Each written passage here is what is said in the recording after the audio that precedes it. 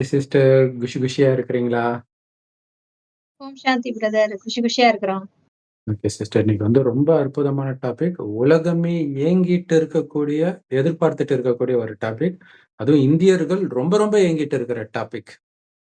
Immortal ruler. அதை பற்றி எல்லோரும் பேச ஆரம்பிச்சிருக்கிறாங்க, சில வருடங்களாக. ம். அதுவும் 2020 ஸ்டார்ட்டிங்ல இருந்தே இந்த பேச்சு அதிகமா வர ஆரம்பிச்சுச்சு. ஏன்னா, அந்த 2020க்கு கொஞ்சம் பக்கத்திலேயே அதாவது ம். அது இந்தியான்னு சொல்லாம ஒரு இடத்துல இருந்து ஒருவன் எழும்புவான். ஆனா, அந்த இடம் எப்படின்னா, ஒரு கடலும், அந்த நாட்டுடைய பேரும் ஒன்றாக இருக்கும். 3 இடம் சேரக்கூடியதாக இருக்கும். மதமும் அந்த நாட்டுடைய பேரும் ஒண்ணா இருக்கும். ஸோ இதெல்லாம் பார்த்தீங்கன்னா, இந்தியாவையே குறிக்கிறதாக இருக்குது. ஸோ இங்கருந்து ஒருத்தன் எழும்புவான். அவன வந்து எதிர்ப்பது ஆசியா கண்டத்தில் ஒரு மிகப்பெரிய முட்டாள்தனம். ஆனா ஆரம்பத்துல அவன் ரொம்ப சாதாரணமா இருப்பான். ஒரு சாதாரண இடத்துல இருந்து வந்து கொஞ்சம் கொஞ்சமாக எல்லாரையும் ஒருங்கிணைத்து, ஒருங்கிணைத்து, ஒருங்கிணைத்து உலகமே அவன் சொல்வதை கேட்கும் அப்படின்னு சொல்லி, ம். அது அழிவற்ற அரசன், இம்மார்டல் ரூலர் அப்படின்ட்டு. ஸோ இதை பற்றி நெறைய பேர் சொல்லும்போது, ஒரு பக்கம் வாவ்! அப்ப 3 கடல் சந்திக்குதுன்னா, அது தமிழ்நாடு தான். இங்கிருந்து தான் வருது. அதெல்லாம் சந்தோஷமா சொல்லிக்கிறாங்க. சொல்லிக்கிட்டு அழிவற்ற அரசன் அது எப்படி யாரா இருந்தாலும் இறந்து தானே ஆகணும், அழிஞ்சு தானே ஆகணும். அப்ப ஏஐ தான் சொல்லியிருப்பாங்க. அப்படி ஒண்ணு. அதுதானே அழிவு கிடையாது. இன்னும் ஒரு சிலர் என்ன சொல்லிடுறாங்க, "அ அதெல்லாம் எனக்கு நம்பிக்கை இல்ல. நாம ஏன் அதுக்காக வெயிட் பண்ணிட்டு இருக்கணும்? நீங்க என்ன ஒரு அத்தர முன்னாடி எடுத்தாந்து நிறுத்தணும்னு நெனைக்கிறீங்களா? யாரு அநியாயத்தை தட்டி கேட்டாலும் அவங்க தான் அந்த அழிவற்ற அரசன். நாம எல்லாரும் கல்கி அவதாரம் தான்." அந்த இம்மார்டல் ரூலரும் கல்கி அவதாரம் ஒரே மாதிரியே வருது இல்லையா? அங்க இயேசுவின் 2ஆம் வருகையும் அதே மாதிரியே தான் இருக்கும். அவங்க இயேசுக்காக எதிர்பார்த்துட்டு இருக்கிறாங்க. இங்க கல்கி அவதாரம். பட் அதே மாதிரி இங்க இந்த மாதிரி எனக்கு எந்த மதத்திலயும் நம்பிக்கை இல்லாதன்றவங்களுக்கு நாஸ்ட்ராடமஸ் உடைய கணிப்பு. ஆனா 3மே ஒரே விஷயத்தை தான் குறிக்குது. ஒரே நபரை தான் குறிக்குது. அது யாரு? அப்படிங்கிறத தான் இன்னைக்கு நாம சொல்லப் போறோம். இங்க வந்து அனுமானம்லாம் கிடையாது. நாங்க சொல்றது 100% உறுதி. இது நாஸ்ட்ராடமஸ் சொல்லாட்டினாலும் தெரியும். ஆ கல்கி பகவானை பற்றி கதை இல்லாட்டினாலும் தெரியும். இயேசுவை பற்றிய கதை பைபிள்ல இல்லாட்டினாலும் தெரியும். ஏன்னா இங்க சொல்றது மனிதர்கள் கிடையாது. கடவுளே வந்து சொல்றாரு. ஏன்னா அழிவற்ற அரசனை கடவுள் தான் உருவாக்க முடியும். அழியாத ஒருத்தன் எப்படி இருக்க முடியும் அப்படின்றாங்க. சரி, ஓகே. அழியாத ஒருத்தன்ன்றது அடுத்த விஷயம். முதல்ல அரசன் எப்படி இங்க இருக்க முடியும்? உலகம் ஃபுல்லா மக்களாட்சி தானே இருக்குது. எங்கேயுமே ராஜாராணி அதுவும் ஆட்சி இந்தியால கிடையாது. ஆ அதுவும் இந்தியால எங்க இப்ப வர முடியும்? கரெக்ட். இப்ப ஒரு சில ம். முஸ்லிம் நாடுகள்ல ராஜாராணி ஆட்சி இருந்தாலுமே கூட, அதை இயக்குறது அமெரிக்காவா இருக்குது. இல்லையா? ஆமா. அப்ப ம். அது ஒரு 100% ராஜாராணி ஆட்சின்னு சொல்ல முடியாது. அப்படி அமெரிக்காவை எதிர்த்தா அவங்கள எப்படியாவது காலி பண்ணிடுறாங்க. இந்த மாதிரி விஷயம்லாம் நடந்துட்டு இருக்குது. அப்ப அமெரிக்காவிலயும் ராஜாராணி ஆட்சி கிடையாது. அங்க மக்கள் தான் தேர்ந்தெடுக்கிறாங்க. அப்ப ஒட்டுமொத்தமாகவே மக்களாட்சி தான் நடக்குது. உலகம் ஃபுல்லாவே. இந்த மக்களாட்சி அதுல வந்து பயங்கர கூச்சல் குழப்பம் இருக்கும். அதுக்கப்புறம் இவன் வந்து ஒருங்கிணைத்து ஒரு அமைதியான உலகத்த உருவாக்குறான். அழிவற்ற ஆட்சியாளன் அப்படின்னு சொல்றாங்க. அங்க இம்மார்டல் ரூலர்ன்னு இருக்குது. ஆ அதுவுமே அது வேற மொழியில இருக்குது. அது இங்கிலீஷ்ல இம்மார்டல் ரூலர்ன்றாங்க. தமிழ்ல அ ஆட்சியாளர்ன்றாங்க. அது அந்த ஒரிஜினல் மொழியில ராஜான்னு தான் வருதான்னு தெரியல. ஆனா உண்மையிலே அது ஆமா. ராஜாவை தான் குறிக்குது. இப்ப இயேசுவை சொல்லும்போதே சர்ச்சிலலாம் பார்த்தீங்கன்னா, இயேசு ராஜான்னே சொல்லுவாங்க, வேண்டும் பொழுது. ஆமா. ஆனா அங்க அவரு இயேசு வந்து ராஜாவா கிடையாது. பைபிள்ல வந்து ராஜாவா கிடையாது. அவரு ராஜான்னு சொன்னாருன்றதுக்காக தான் அவர புடிச்சு சிலுவையில அறையுறாங்க. அப்ப அவரு சொல்றாரு, "நான் இந்த இடத்துக்கு சொல்லல. வேற இடத்துக்கு சொல்றேன். இங்க நான் ராஜா கிடையாதுன்னு" சொல்றாரு அவரு. அந்த ராஜா யாரு? அ எப்படி இப்ப சாத்தியம்? உலகம் விட்டுருமா ஒரு ராஜா சொன்னா? உலகமே ஏத்துக்குமா? அப்படின்னு ஒண்ணு இருக்கு. அடுத்தது ரொம்ப முக்கியமான கேள்வி. அது என்ன அழிவற்ற? அப்படி யாருமே இருக்க முடியாதே. அப்படி யாராவது அழியாம இருக்க முடியுமா? அதுக்கு ஒரு சிலர் வந்து, "நீங்க ஏன் அப்படி நினைக்கிறீங்க? இப்ப ராஜராஜ சோழன் நினைக்கிறோம். அப்ப அது வந்து அவருடைய பேர் புகழ் இன்னும் அழிவற்றது இருக்கு. அந்த அர்த்தத்துல." அப்படின்ட்டு ம். அவங்கவங்களுக்கு இப்ப என்ன தோணுதோ அத வச்சு விளக்கம் குடுத்துட்டு இருக்கிறாங்க. ஆனா உண்மையிலே அழிவற்ற ராஜா வருவார். ஆனால் இந்த அழிவற்ற ராஜா அப்படிங்கிறது வந்து கடவுள் கிடையாது. ஆனா கடவுள் தான் அந்த அழிவற்ற ராஜாவை உருவாக்குறார். இதற்கான ப்ரூஃப் பார்த்தீங்கன்னா, பைபிள்ல இருக்கும். பைபிள்ல வந்து ஒரு ஒரு பயங்கரமான ஒரு சம்பவம் ஒண்ணு நடக்கும். என்னன்னா, ஒரு பெண் வந்து அ கள்ளத்தொடர்புல இருக்கிறதுனால, புருஷனோட சண்டை போட்டு அப்பா, அம்மா வீட்டுக்கு போயிடுவா. அதுக்கப்புறம் இவன் போய் சமாதானம் பண்ணி அழைச்சுட்டு வர்றதுக்காக போவான். ஆ அப்ப வந்து அவன் மாமனார் என்ன பண்ணுவாரு, இவன பார்த்தோனே சந்தோஷமாயிடும், சமாதானம் ஆயிடுவாங்க. பட் ஒரு நாள் தங்கிட்டு போங்க மாப்ள அப்படின்றான். சரி நான் அன்னைக்கு போயிடுது.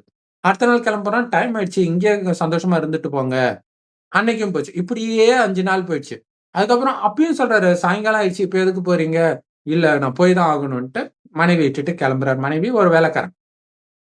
அப்ப போயிட்டே இருக்கும்போது என்ன ஆயிடுது, அவங்க வந்து இஸ்ரவேலர்கள் அப்படின்னு ஒரு குரூப் இருக்கும். அந்த இஸ்ரவேலர்கள தான் கடவுள் வழி நடத்துறதா இருக்கும் அதுல. அப்ப வந்து இஸ்ரவேலருடைய கோத்திரம்ன்ட்டு நெறைய குரூப் அந்த ஒரு சிலர் அப்படி பிரிஞ்சு இருக்கும். ஆனா மொத்தமா சேர்த்து அவங்க இஸ்ரவேலர்கள். அப்ப இஸ்ரவேலர்கள் இல்லாதவர்களையும் அவங்க கடந்து போகணும். அப்ப போகும்போது ம். இருட்டும். இருட்டும்போது இஸ்ரவேலர் அல்லாத ஒரு கிராமத்துக்கு வருவாங்க. அப்ப சொல்லுவாங்க, "இருட்டாயிடுச்சு." வேலைக்காரன் சொல்லுவான். "இங்கேயே நம்ம தங்கலாமே." "இல்ல, இல்ல. இஸ்ரவேலர்கள் இல்லாத இடத்துல நம்ம தங்கக்கூடாது." அப்படின்ட்டு. ஆ அப்ப போறாங்க. போகும்போது அ அவங்க எதிர்பார்த்த அந்த இடத்துக்கு போறாங்க. அவங்க ஆட்கள் இருக்கக்கூடிய இடம் கிராமம் வருது. "இங்கே தங்கிடலாம்." அப்படின்றாங்க. யாருமே அவங்கள வாங்கன்னு கூப்பிடல. இவரு வந்து நம்ம ஆளுங்கன்னு நெனச்சாரு. பட் அவங்க கூப்பிடலையே! இல்லையா? ம். அவரு என்ன பண்ண முடியும்? சரின்னு ரோட்லயே மனைவி, வேலைக்காரனோட இருக்கிறாரு. அப்போ ஒரு வயோதிகர் வந்து பார்த்துட்டு, "இப்படி இங்க தங்காதீங்க. வாங்க. என் வீட்ல இருங்க." அப்படின்னு சொல்லிட்டு சரின்ட்டு வீட்டுக்கு வந்துடுறாங்க. உடனே அந்த ஊர் மக்கள் எல்லாம் சேர்ந்துட்டு, "அவன் யார் வந்திருக்கிறான்? அவன அனுப்பு, அனுப்பு, அனுப்புன்ட்டு" கேட்கறாங்க. உடனே அந்த வயோதிகர் வந்து, இப்படி இந்த மாரி பாவக்காரியத்த நீங்க பண்ணக்கூடாது.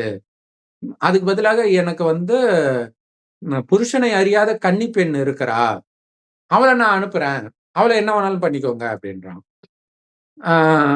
ஆ அவளையும் எ இவனுடைய வந்திருக்கிறவனுடைய மனைவியும் அனுப்புறேன். அவங்கள நீங்க என்ன வேணாலும் பண்ணிக்கோங்க. அவன எதுவும் பண்ணாதீங்கன்னான். ஸோ இதெல்லாம் பார்த்தாலே உங்களுக்கு தெரியும். இது நிஜத்தில் நடக்க வாய்ப்பு கிடையாது. இல்லையா? இந்த மாரி மனைவி அனுப்பிச்சுட்டு எவனும் கணவன் பாதுகாப்பா இருக்க மாட்டான். ஆமா. பட் இங்க வந்து வேற ஒரு மெசேஜ் சொல்ல வராங்க. ஆ அப்ப அந்த பெண்ணை வந்து நைட் எல்லாம் ரொம்ப பாலியல் பலாத்காரம் பண்ணி கடைசியில செத்தே போயிடுறா காலையில. அப்ப அவன் வந்து அந்த மனைவிய 12 துண்டா வெட்டி, அந்த இஸ்ரவேல் கோத்திரம் அத்தனை பேருக்கும் அந்த 12 குரூப்புக்கும் அனுப்புறான். பாருங்க, இந்த நம்ம ஏரியால நம்ம சகோதரன்கள் இருக்கிற இடத்துல இது நடந்திருக்கு. இத தட்டி கேட்க ஆள் இல்லையா? அப்படின்போது அது ஒரு யுத்தமாக மாறும். பட் இந்த கதை ஆரம்பிக்கும் பொழுதும், முடியும் பொழுதும் ஒரு வார்த்தை வரும். என்ன வரும் அப்படின்னா, ராஜாக்கள் இல்லாத அந்நாட்களிலே அவனவன் அவன் ம். இஷ்டத்துக்கு நடந்தான் அப்படின்னு வரும். இதெல்லாம் எப்பவோ நடந்ததுன்னு நெனச்சுட்டு இருக்கிறாங்க. எப்பவோ இல்ல இப்பதான். ஏன்னா, ராஜா, ராணி ஆட்சி இல்லாத உலகம் இப்பதான் நடந்துட்டு இருக்கு. இந்தியா சுதந்திரம் அடைஞ்சதுலயே அந்த காலகட்டத்துல தான் எல்லா இடத்துலயுமே ராஜா, ராணி ஆட்சி கட் ஆகுது. மக்களாட்சின்றது கடைசி 100 வருடம் மட்டும் தான். அப்பதான் உலகம் ரொம்ப மோசமாகுது. ஆனா நம்ப படிச்ச வரலாறு புஸ்தகத்துல இதுக்கு முன்னாடி எவ்வளோ மோசமா இருந்துச்சு தெரியுமா? அப் அதெல்லாம் கிடையாது. இப்பதான் ஆமா. இல்லையா? நம்ம தாத்தா, பாட்டி சொல்லுவாங்க, "அப்பல்லாம் நல்லாதான்ப்பா இருந்துச்சு. இப்பதான்ப்பா மோசமா இருக்குதுன்ட்டு." இத்தனை பாலியல் குற்றம்லாம் எங்க இருந்தது அப்ப? இல்லையா? இன்னைக்கு இவ்வளோ கேமரா எல்லாம் இருந்தும் பாலியல் குற்றங்கள் நடந்துகிட்டே இருக்குது. சோ, இந்த மாதிரி ஒரு காலகட்டத்துல, அந்த நாஸ்ட்ராடமஸ் கணிப்புப்படி உலகத்துல பயங்கர கூச்சல் குழப்பம் இருக்கும். சோ, திரும்புற பக்கமெல்லாம் இதோ இப்ப ஒரு ஒரிஸ்சா மாநிலத்து இளைஞன வந்து தமிழ் ரவுடி பசங்க வந்து கொலை தான் பண்ணல. ஆனா ஆல்மோஸ்ட் அந்த மாரி தான் கத்தியால வெட்டுனானுங்க. அதுக்கப்புறம் அந்த பையன் குத்திரும், கொலையுருமா அவங்க ஊருக்கே போயிட்டான். சோ, இதெல்லாம் அப்புறம் நடக்குது. டெல்லியில கூட ஆமா. அந்த நிர்பயா கேஸ் மாரி இப்ப கூட ஒண்ணு நடந்திருக்கு. டெல்லியில. ம். இப்பவும். ம். அது அந்த மாரி அப்பப்ப நடந்திருக்கு. எவ்வளவுதான் சட்டம் அதுக்கப்புறம் கடுமையா ஆனா கூட, திருப்பி திருப்பி இது நடக்க தான் செய்யுது. நடந்துகிட்டு எவ்வளவு தான் இருக்கு. பாதுகாப்பு போட்டா ம். பாலியல் குற்றங்களும் நெறைய நடக்குது. மற்ற குற்றங்களும் நெறைய நடக்குது. இயற்கை சீற்றங்களும் பயங்கரமா நடக்குது. இப்பதான் ஒரு 2 வாரம் தான் இருக்கும். கோவால ஏதோ ஒரு பார்ட்டின்ட்டு சிலிண்டர் ம். வெடிக்குது. வெடிச்சு நெறைய பேர் இறக்குறாங்க. அதே மாதிரியே ஸ்விட்சர்லாண்ட்லயும் இப்ப நடக்குது. நியூ இயர் பார்ட்டிக்கு. New year party. ஸோ இதுக்கு முன்னாடிலாம் இப்படி நடக்கல. இப்பதான் தொடர்ந்து நடந்துகிட்டே இருக்கு. ஏரோப்ளேன்ல நெறைய பிரச்சனைய பார்க்குறோம். ஏரோப்ளேன் வெடிச்சத பார்த்தோம். பல தடவ போறோம். அப்புறம் ஏரோப்ளேன வச்சு நெறைய பிரச்சனை வர்றதெல்லாம் பார்க்குறோம். ஸோ இது இல்லாமல் இதெல்லாம் எந்த காலகட்டத்தை குறிக்குது அப்படிங்கிறத தெரிஞ்சுக்கணும். இது ஒரு மேப் இது.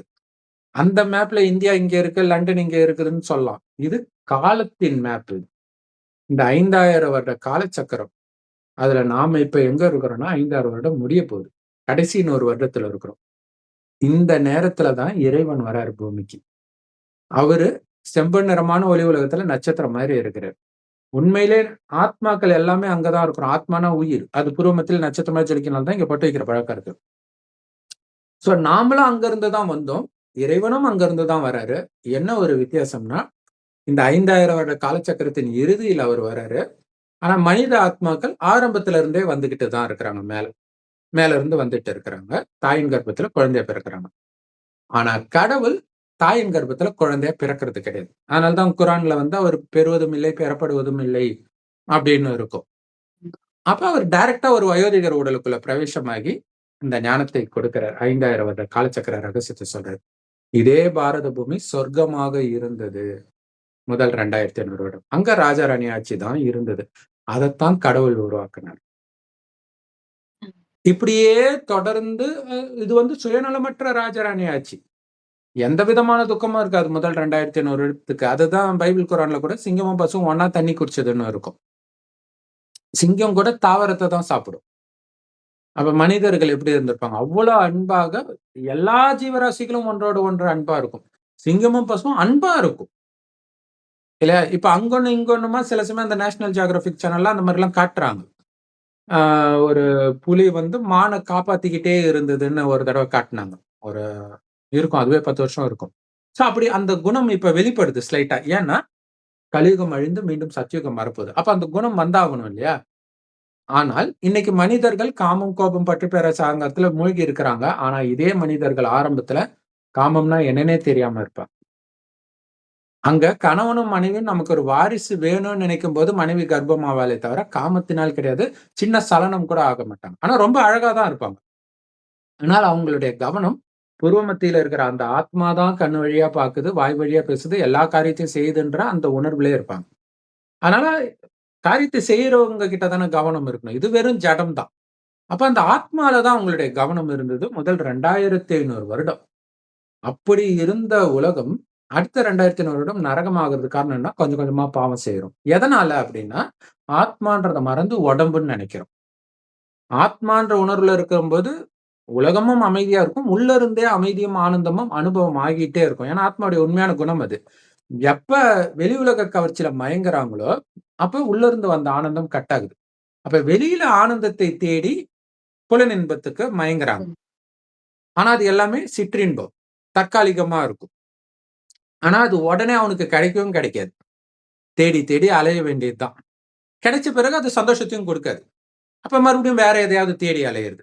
இப்படியே போய், போய், போய், போய் அவன் வந்து ஒரு நெறைய பாவம் செய்ய ஆரம்பிக்கிறான். முதல்ல இந்த உடம்பு நான் நெனைக்கிறான். அப்ப உடம்பு குடுத்தவங்க என்னுதுன்னு என்னுடையவர்கள் நெனைக்கிறான். அது பிறந்த ஜாதி என்னுதுன்னு நெனைக்கிறான். மதம் என்னுதுன்னு நெனைக்கிறான். நாடு என்னுதுன்னு நெனைக்கிறான். இதனால இது இல்லாதவர்களை எதிர்க்கிறான்.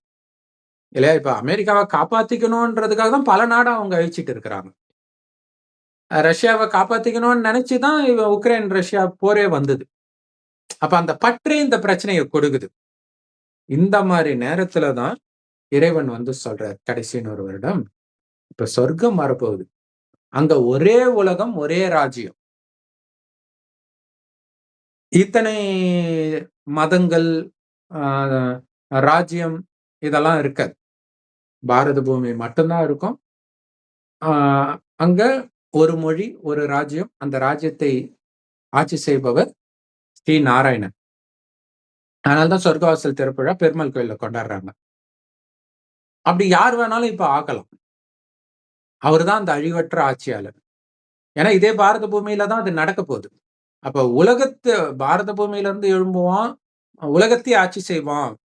இது எப்படி இருக்குன்னா, தென்னாடுடைய சிவனை போற்றி, எந்நாட்டவருக்கும் இறைவா போற்றி. அது இன்னும் இங்க தோன்றாரு. ஆனா எல்லாத்துக்கும்.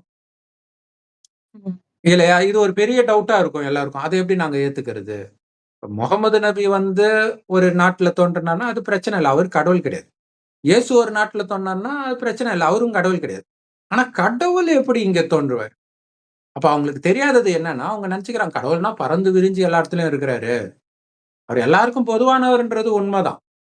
ஆனா அவரும் நம்மள மாதிரி ஆத்மா தான். வந்தா ஒரு உடம்புல தான் வர முடியும்.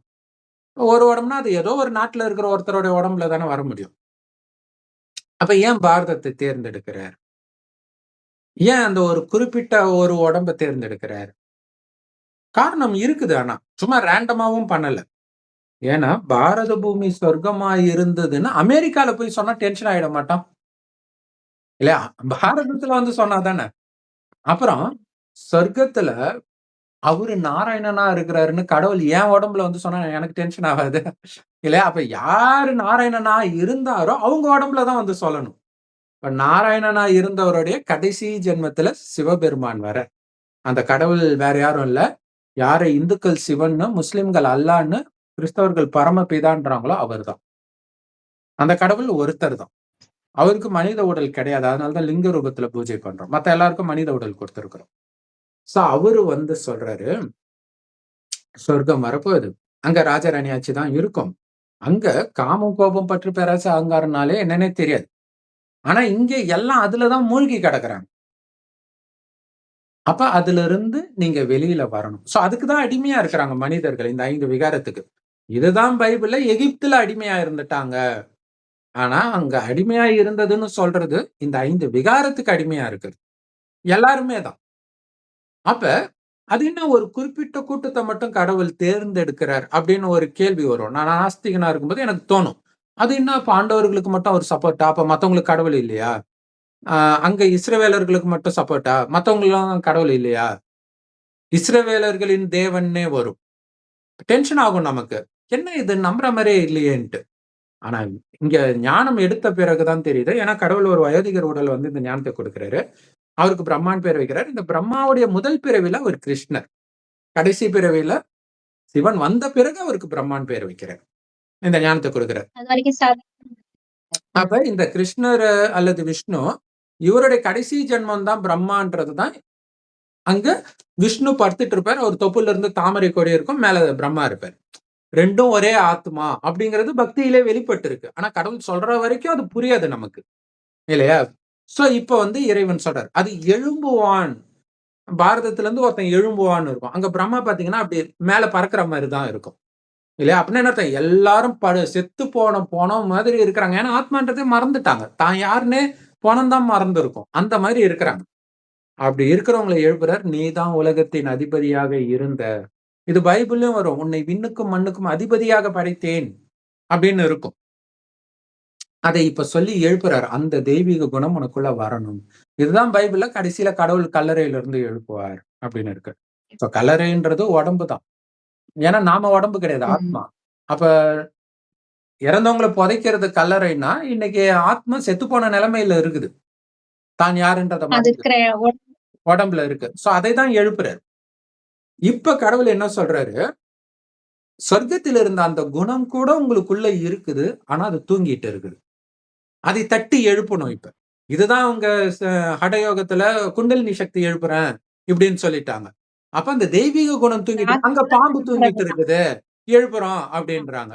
அப்ப இந்த தெய்வீக குணம் தூங்கிட்டு இருக்குது. ஏன்னா அசுர குணம் எழுந்திருச்சு தலை விரிச்சு ஆடுது. நமக்குள்ளயே தான் 2ம் ஆத்ம இருக்கு. சக்தி. ஆ இப்ப சக்திய எழுப்புறது. குண்டலினி ஆமா. இப்ப இந்த குண்டத்துக்குள்ள அந்த சக்தி மாட்டிக்கிடுச்சு. எழுப்புறாங்க. அதான் குண்டலினி சக்தி. ம். இப்ப இந்த அசுர குணத்தை அழிக்கணும்.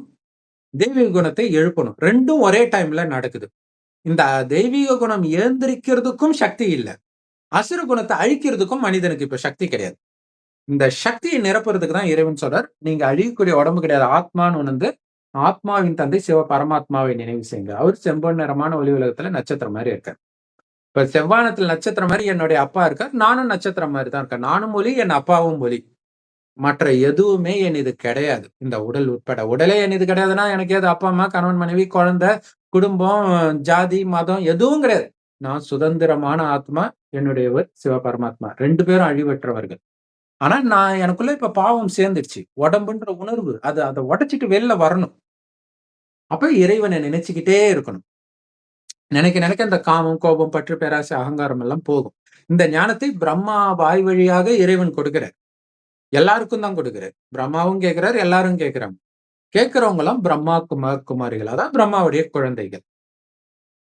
இந்த பிரம்மா குமாரிகள் தான் சொர்க்கத்தில் தேவதையா மாறுறாங்க, அல்லது தேவதையா இருந்தவர்கள் தான் இந்த ஞானத்தை எடுத்து இப்ப பிரம்மா குமாரிகளா ஆகுறாங்க. இதுதான் புராண கதையில பாத்தீங்கன்னா பிரம்மாவுடைய மானசீக புதல்வன், மானசீக புத்திரன் நாரதர், வேதவதி, இப்படி நிறைய பேரை சொல்லி இருப்பாங்க, சரஸ்வதி எல்லாமே. அப்ப அப்படின்னு அர்த்தம் கர்ப்பத்துல பிறக்கல, நம்ம ஏற்கனவே இருக்கிறோம். இறைவன் ஞானத்தை கேட்ட உடனே புரிஞ்சுக்கிறோம், குழந்தையா பிறக்கிறோம். அதனால்தான் பிள்ளையார் பாருங்க, பிறக்கும் போதே பெருசாதான் இருப்பாரு. சோ அப்ப அதோடைய அர்த்தம் என்னன்னா அழுக்குல இருந்து எடுக்கிறாங்க. அப்ப இந்த காமம், கோபம், பற்றி, பேராசை, அகங்காரன்ற அழுக்குல இருந்த நம்ம இறைவன் இந்த ஞானத்தை கொடுத்து கொடுத்து கொடுத்து கொடுத்து தூய்மையாக்குறார். அழிவற்ற ஆத்மா, அழியக்கூடிய உடம்பு கிடையாதுன்றது. ஆனால் இந்த உடம்பு அழியக்கூடியது, நோய் வரக்கூடியது. ஏன்னா இந்த காமத்தினால உருவாகி இருக்குது, இந்த தமோ பிரதான உலகத்துல பஞ்ச தத்துவத்தினால உருவாகி இருக்கு. சொர்க்கம் தான் சதோ பிரதானமா இருக்கும். சதோ பிரதானம்னா புத்தம் புதியது, ஃபர்ஸ்ட் கிளாஸா இருக்கும். அங்க உடம்பு வந்தாதான் அழகா இருக்கும். அதுதான் தேவதை உடல்.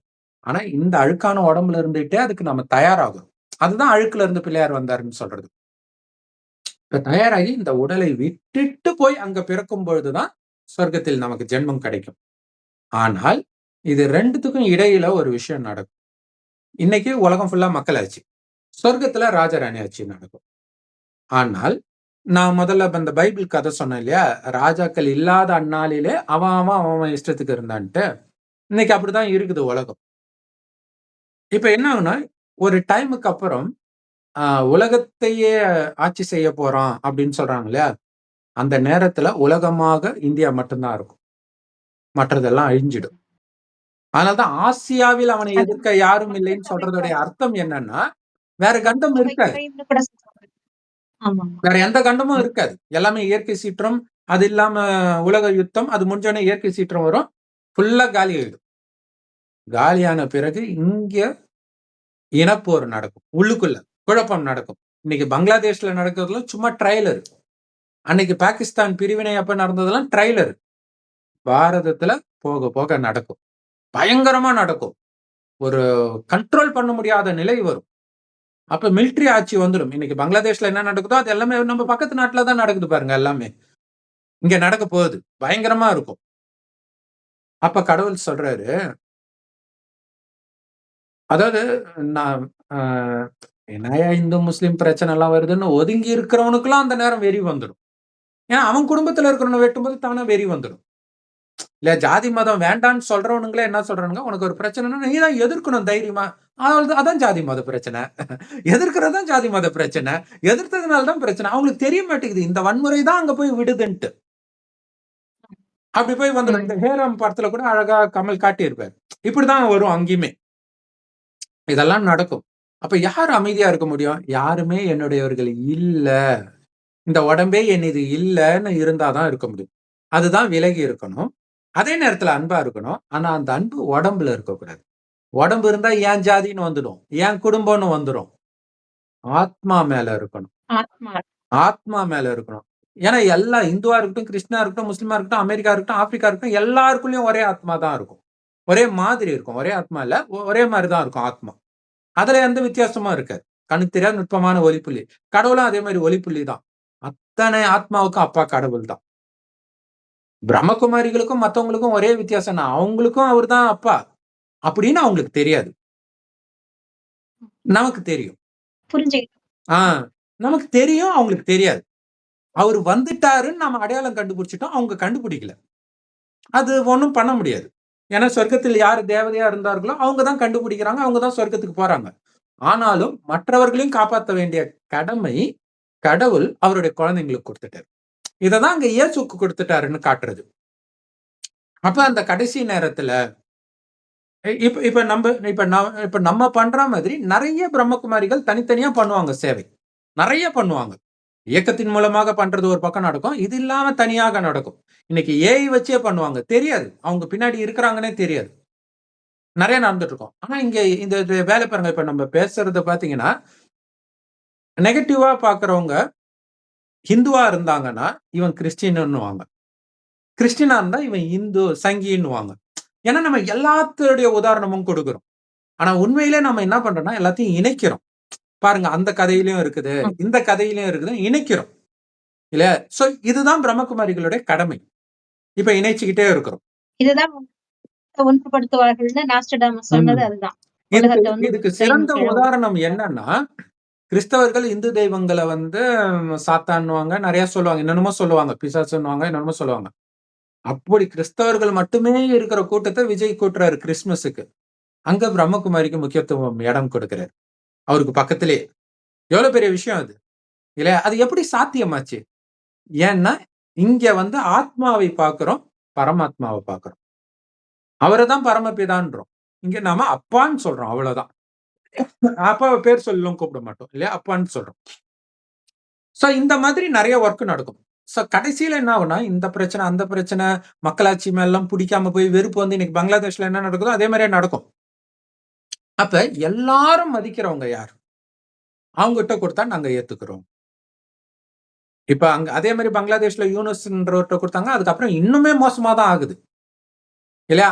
ஏன்னா அவர் ஒண்ணும் கடவுள் தேர்ந்தெடுக்கல. கடவுள் கிட்ட அவர் ஒண்ணும் படிக்கல. சோ மனிதர்கள் கண்ட்ரோல் பண்ண முடியாது. அதுதான் இங்க விஷயம். அப்ப இங்க கடவுள் வளர்க்கிறாரு. அந்த குணத்த வளர்க்கிறார். அப்ப இந்த குணம் உள்ளவர்கள எல்லாருக்கும் பிடிக்கும். அப்ப அந்த மாதிரி ஒருத்தர் பவர்ஃபுல்லா ஒருத்தர் இருப்பார். அவர்கிட்ட குடுப்பாங்க. வேற வழி இல்லாம தாக்கு பிடிக்க முடியாம அவர்ட்ட குடுப்பாங்க. அவர் பிரம்மகுமாரியா இருக்க மாட்டார். ஆனா முன் ஜென்மத்துல அவர் பிரம்மகுமாரியா இருந்தவர். அதான் அட்வான்ஸ் பார்ட்டின்றது. சொர்க்கத்தில் தேவதைகள் காமம் இல்லாம பிறப்பாங்க. இன்னைக்கு எல்லாம் காமத்துல தான் பிறக்குறாங்க. சொர்க்கத்துக்கு ஜென்மம் குடுக்கிற ஒரு ஆத்மா இருக்குல்ல, அதுவும் காமத்துல தான் பிறக்கும். ஆனா, அது கொஞ்சம் பவர்ஃபுல்லா இருக்கும். அது காமத்தால பிறந்தாலும் அதுக்கு காம உணர்வு இருக்காது. அந்த மாரி இருக்கிறவங்க தான் அடுத்தது தேவதைகளுக்கெல்லாம் ம். ஜென்மம் கொடுப்பாங்க. சோ, இப்ப அந்த மாதிரி ஒரு நபரை வந்து எல்லாரும் ஏத்துக்குவாங்க. அப்ப கொஞ்சம் ஆனா கூச்சல் குழப்பம்லாம் இருக்கும்.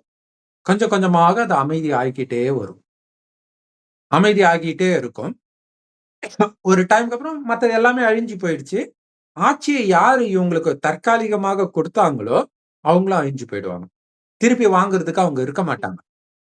அப்ப என்ன ஆகும்? இவங்கள எல்லாரும் ஏத்துக்கிட்டாங்க. இந்த மக்களாட்சி, எலக்ஷன் இத பத்திலாம் இவங்களுக்கு தெரியாது. இவங்க ஆட்சி புடிச்சிருக்குதா? அடுத்தது இவங்களுடைய மகன். அப்படியே ராஜாராணி தொடருது. அவருடைய மகன் தான் ஸ்ரீகிருஷ்ணர். ம். அழிவற்ற ஆட்சியாளன் இவரு கிடையாது. இவருடைய மகன் தான். ஏன்னா இவரும் அழியக்கூடியவர் தான். அடுத்தது தான் கிருஷ்ணர் பிறக்கிறார். சரி அப்ப கிருஷ்ணர் அழிய மாட்டாரா? அப்படியே இருப்பாரா?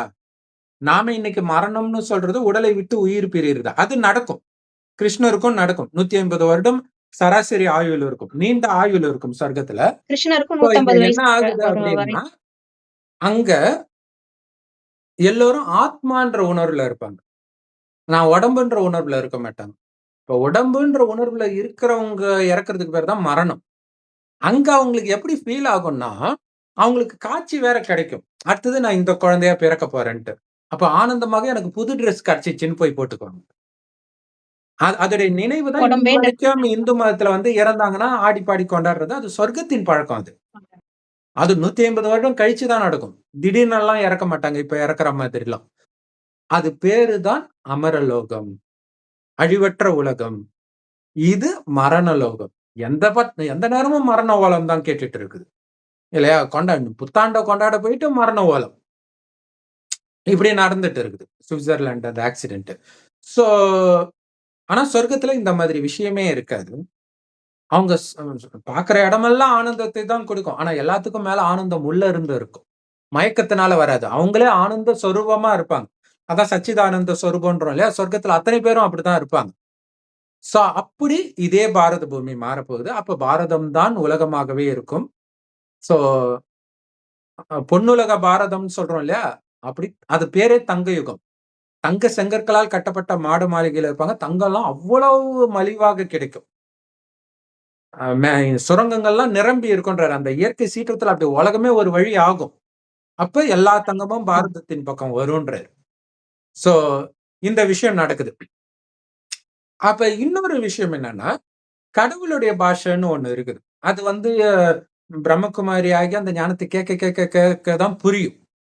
புதுசா வரவங்களுக்கு கூட டக்குன்னு புரியாது. பிரம்மகுமாரியே ஆயிருந்தா கூட. அதுல ஒரு விஷயம் என்னன்னா, எனக்குமே தோணும். என்னன்னா, கடவுள் சொல்றாரு, "அழிவற்ற சிம்மாசனத்தில் ஆத்மா இருக்குதுன்னுவாரு." அது புருவமத்தி. புருவமத்தியில தான் ஆத்மா இருக்குது. இதுதான் அழிவற்ற சிம்மாசனம். அப்ப என்ன தோணும்னா, என்ன உடம்பு தான் அழியக்கூடியதாச்சே. இது எப்படி அழிவற்ற சிம்மாசனம்னு சொல்றாரு? அப்படின்னு. அது ஆக்சுவலா என்னன்னா, அழிவற்றவருடைய சிம்மாசனம். அது அழிவற்ற சிம்மாசனம். அப்படி ஷார்ட்டா அவருடைய பாஷை. அது அப்படியே கேட்கிறவங்களுக்கு அது புரிஞ்சிடும். இல்லன்னா புரியாது. இந்த அர்த்தத்துல தான் அது அழிவற்ற அரசன் தோன்றுவான்றது. அங்க அரசன்றதே ராஜா தான்.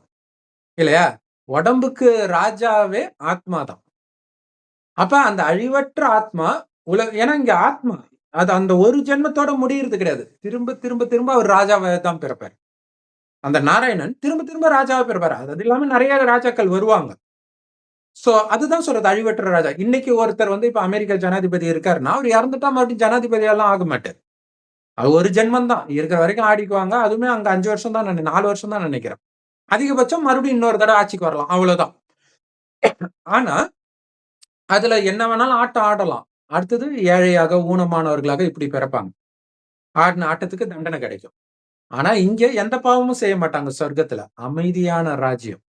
அங்க அழிவற்ற ராஜ்யம்னா அப்படி வெட்டுவாங்க, குத்துவாங்கலாம் கிடையாது. அமைதியா இருக்கும். யாருக்குமே அவங்கள எதிர்க்கணும்ன்ற எண்ணமே வராதுன்னுவாரு. அந்த துணிவே இருக்காதுன்றார். அதுதான் தூய்மையின் சக்தி. ஃபுல் அண்ட் ஃபுல் அந்த காமம், கோபம், பற்று, பேராசை, அகங்காரம்ன்ற எண்ணமே உங்களுக்கு இல்லன்னா, இப்ப கூட உங்கள எதிர்க்கணும்ன்ற எண்ணம் யாருக்கும் இருக்காது. சோ அந்த நிலையை அடையறதுக்கு தான் நம்ம முயற்சி பண்ணிட்டு இருக்கிறோம். இறைவன் நினைவிலே இருக்கணும். இறைவன் கொடுக்கிற ஞானத்தை கேட்கணும். கேட்டதையே சிந்தனை செஞ்சுட்டு இருக்கணும் நாள் முழுவதும். தினம் தினம் அந்த ஞானம் வரும். புத்தம் புதியதாக புதுசு புதுசா மாறி மாறி வரும். அததான் முரளின்னு சொல்றோம். அது எல்லா பிரம்மகுமாரிகள் ராஜயோக தியான நிலையத்திலும் முற்றிலும் இலவசமா கிடைக்குது. யூடியூப் வெப்சைட்ஸ்ல இருக்கு. அதோட லிங்க் இந்த வீடியோக்கு டிஸ்கிரிப்ஷன்ல கொடுக்குறோம். அவசியம் பார்த்து பயன்பெறுங்கள். சோ இப்ப நடக்கிற விஷயம் தான் அங்க சொல்ற விஷயம். அது ஓரளவு கண்டுபிடிச்சுறாங்க. அந்த சொல்றதெல்லாம் ஆல்ரெடி நடந்துச்சு. கூச்சல் குழப்பமா இருக்குது. எல்லாமே ஓகே. ஆனா அவர் அப்படி சொன்னது மாரி பிறப்பாங்க. 2வது போர் நடந்துச்சு. அந்த இரட்டை கோபுரம் தாக்குதல் அதெல்லாம் கரெக்ட்டா நடந்துச்சு. இது ம். எப்படி சாத்தியம் ஆகுங்கிறது மட்டும் இப்ப யாருக்கும் புரியல. ஆனா ம். அந்த ப்ராசஸ் நடந்துகிட்டு இருக்கு. 90 வருஷமா நடந்துட்டு இருக்குங்கிறது வெளியில யாருக்கும் தெரியாது. ம். இனிமே தான் போக போக தெரியும். வெளிப்படும். கரெக்ட். அது மட்டும் இல்ல. இந்த இதுவே அழிவற்ற ஆட்சியாளன் வரும்போது உலகம் எப்படி இருக்குதுன்னாங்களோ, அதுவுமே நடக்குது. நடந்துட்டு தான் இருக்குது. மோசமா தான் ம். இருக்குது. ஆனா, இவங்களுக்கு அழிவற்றனால அது வாய்ப்பில்ல. நம்மளே ஒருத்தருக்கு ஒருத்தர் அநியாயம் நடந்தா தட்டி கேட்கணும். தட்டி கேட்டதுனால விளைவு தான் இப்படி இருக்குது. இல்லையா? இப்ப கடவுள் என்ன சொல்றாரு? இது உங்க உலகமே கிடையாது. உங்க உலகத்த நான் உருவாக்குறேன். இதுக்கும் உங்களுக்கும் சம்மந்தம் கிடையாதுன்னு இருங்க. இறந்து போன பிணம் மாதிரி வாழ கத்துக்கோங்கன்றார். அந்த சொர்க்கத்தின் குணம் மட்டும் தான் உங்ககிட்ட இருந்து வெளிப்படணும். என்ன ஆனாலும். அப்படி அதுதான் டெஸ்ட் பேப்பர். இல்ல திடீர்னு அசுர குணம் வந்துச்சுன்னா, அங்க பதவி குறையும் சொர்க்கத்துல. சோ எல்லாரும் நாராயணன் ஆகறதுக்கு தான் கடவுள் ஞானத்தை சொல்லிக் குடுக்குறார். ஆனா எல்லாரும் ஆக மாட்டாங்க. இல்லையா? எல்லாரும் ஃபர்ஸ்ட் ரேங்க் எடுக்கிறது கிடையாது. சோ அந்த மாரி நீங்க பக்காவா இறைவன் சொன்னது சதா ஞாபகம் வச்சுட்டு நான் அமைதியா தான் இருப்பேன், ஆனந்தமா தான் இருப்பேன். துக்கம் கொடுப்பவர்களுக்கும் சந்தோஷத்த தான் குடுப்பேன்றது அது அது ரத்தத்துல ஊறணும். அந்த அளவுக்கு ஆழ் மனசுல பதியணும். அப்ப இதை தவிர வேற எந்த சிந்தனையும் இருக்கக்கூடாது. அப்படி இருக்கும் பொழுது அழிவற்ற ஆட்சியாளனாக நீங்களும் மாறலாம். நாராயணனாக பிறக்கலாம். ஓம் சாந்தி. தேங்க்ஸ் ஃபார் வாட்சிங். Thank you sister. Thanks. Thank you.